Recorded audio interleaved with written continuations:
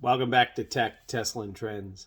Tonight we're looking at a grant that was given to the West Virginia University and North Dakota universities that is specifically focusing on reclaiming and extracting and refining the rare earth materials that are found in coal dust or coal,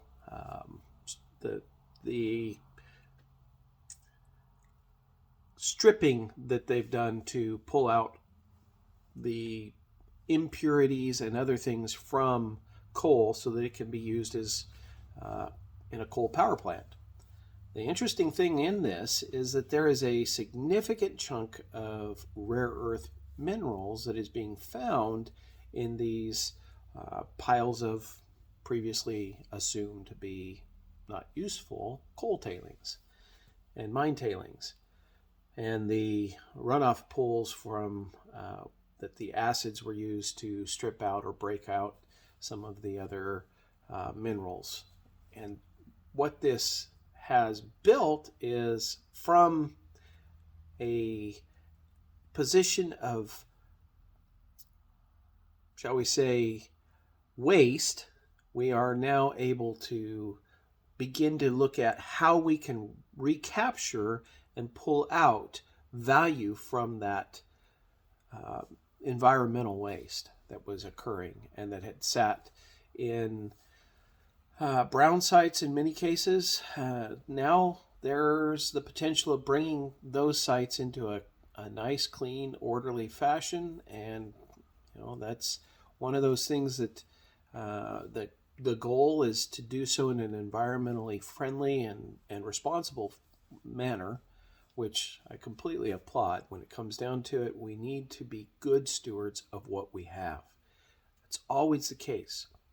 And when we do that, pretty much the end result is a better process, and one that is more sustainable long term, not just for the extraction process, but also for all other downstream components of that.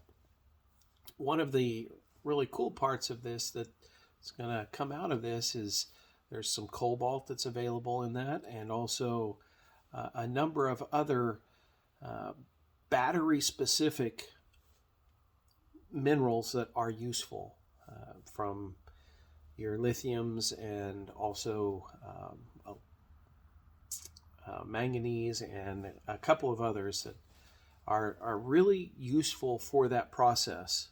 And as they look at these mine tailings and the acid mine drainage and the discharge waters that have been cordoned off and been a problem for these states over the years, now these are opportunities. These are potential economic development sites again, which is a blessing in disguise, I think, for many of us looking at these environmental problems and how we as a people can solve them in an effective and efficient manner without losing our shirt in the whole process, which I think is also a factor that has to be considered.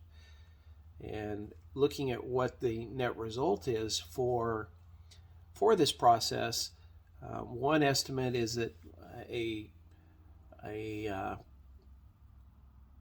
tailing that might have only produced, say, 20 cents a ton of remaining coal has the ability to produce close to $2,000 a ton in rare earth minerals and salts and other extracted and reformed rare earths. So this has a good potential, and this is really just the beginning of this process that these two universities are looking at.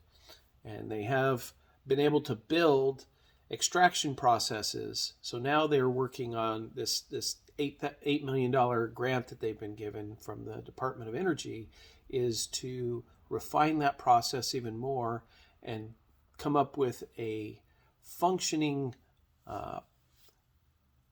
mechanism, like processes, equipment, all of the necessary items to actually refine in a cost-effective manner these rare earths.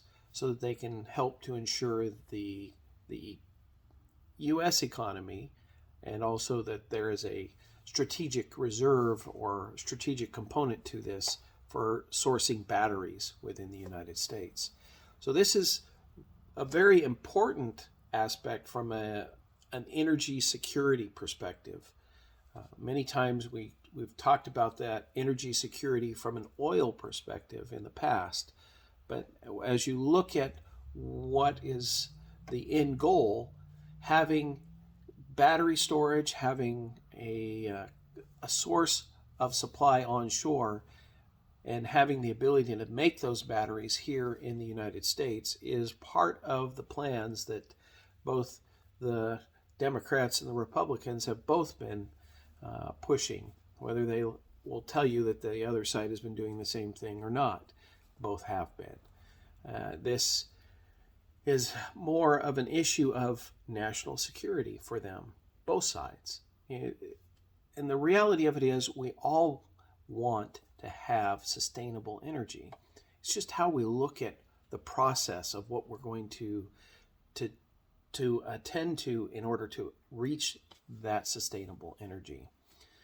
And I think that this particular project, both of these at West Virginia and North Dakota, have the opportunity to reveal new processes that will reinvigorate economies in areas of the nation that are struggling as we shut down coal mining because it's really not needed as far as energy creation is concerned. Our natural gas reserves exist, and as we transition away from that coal into that solar and wind, these batteries that these rare earth deposits are going to represent or be able to be built from those is a critical component in that transition. So having this source coming out of the tailings of coal mines is irony in a really cool way. So I look forward to watching how this whole project works out. They've got about 15 months before we'll get to see what their results are. But like I said at the beginning, they have existing processes that they've already proven out. So this is a second round of funding from the Department of Energy, which really bodes well for these two teams and the projects that they're moving forward. Overall, these processes should work for every other type of mine that we have across the United States and around the world.